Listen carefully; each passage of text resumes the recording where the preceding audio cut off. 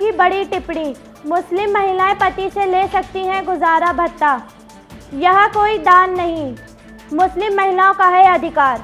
नमस्कार, मैं तरुषि गर्ग और आप देख रहे हैं IIMT न्यूज़। आइए रुख करते हैं आज की खास खबर की ओर। सुप्रीम कोर्ट ने बुधवार को मुस्लिम महिलाओं के हक में एक बड़ा फैसला सुनाया है। अदालत ने कहा कि कोई भी मुस्लिम तलाकशुदा महिला पति से एक भत्ता मांग सकती है।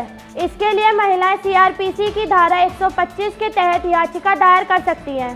पीठ ने जोर देकर कहा कि भरण पोषण दान नहीं, बल्कि हर शादीशुदा महिला का अधिकार है और सभी शादीशुदा महिलाएं इसकी हकदार हैं, फिर चाहे वे किसी भी धर्म की हों।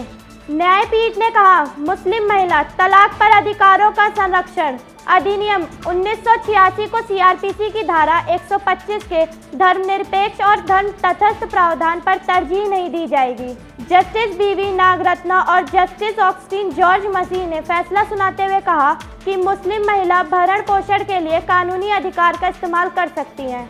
वो इससे संबंधित दंड प्रक्रिया संहिता की धारा 125 के तहत याचिका दायर कर सकती हैं। पीठ ने आगे कहा कि गुजारा भत्ता कोई दान नहीं है, बल्कि शादीशुदा महिलाओं का अधिकार है। ये धारा सभी विवाहित महिलाओं पर लागू होती है, फिर चाहे उनका धर्म कुछ भी हो। मुस्लिम महिलाएं भी इस प्रावधान का सहारा ले सकती हैं। न्यायमूर्ति नागरत्ना ने फैसला सुनाते हुए कहा, हम आपराधिक अपील को इस निष्कर्ष के साथ खारिज कर रहे हैं कि धारा 125 सभी महिलाओं पर लागू होंगी, न कि केवल विवाहित महिलाओं पर। अब्दुल समद नाम के एक मुस्लिम शख्स ने पत्नी को गुजारा भत्ता देने के लिए तेलंगाना हाई कोर्ट के आदेश को सुप्रीम कोर्ट में चुनौती दी थी। सुप्रीम कोर्ट में शख्स ने दलील दी थी कि तलाकशुदा मुस्लिम महिला CRPC की धारा 125 के तहत याचिका दायर करने की हकदार नहीं है।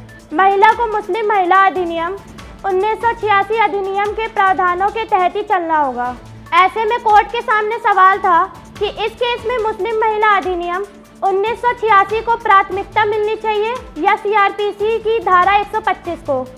शीर्ष अदालत ने याचिकाकर्ता के वकील वसीम कादरी की दलीलें सुनने के बाद 19 फरवरी को मामले में अपना फैसला सुरक्षित रख लिया था। मामले में न्यायालय की सहायता के लिए उसने वकील गौरव अग्रवाल को न्याय मित्र नियुक्त किया था।